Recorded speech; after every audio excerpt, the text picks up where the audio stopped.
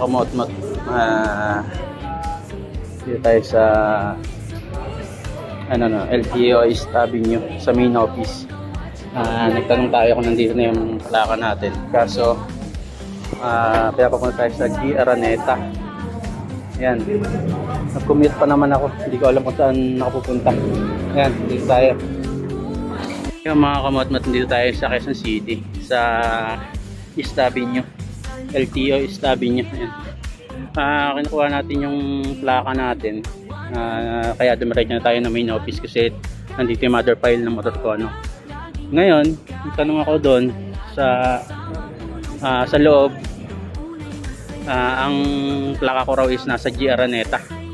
Ngayon, pupunta naman ako ng LTO G. Araneta. Ayan, standby yung station mga kamatmat. Samahan niyo ako. Mag-joyride na lang ako pupunta rin. Wala akong dalang motor ngayon kasi yung motor ko expired. Hindi ko pa pinapa-rehistro kasi gusto ko pag nagpa-rehistro ko is hawak ko na yung plaka ko, kaya yan, punta tayo ng G. Araneta ngayon. Ngayon mga kamotmat, dito tayo sa LTO G. Araneta. Waiting tayo, napasa ko na yung requirements and the same time hintayin na tayo sa tawag. Ngayon mga kamotmat, ako na natin yung plaka natin. Ito na. Ayan. Kanina umalis tayo ng 7 AM. Tapos pumunta tayo ng LTO East Avenue sa main. Tapos pagdating natin ng main, pinapunta tayo rito sa G. Araneta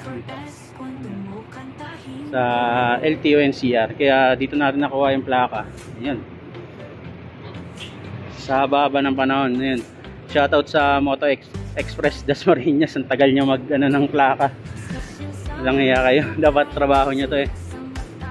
After 5 years, nakuha ko na yung plaka ng Sniper 150 ko. Ay, nako. Ayan. Ayan mga kumotmat. Ayan. Uwi na tayo.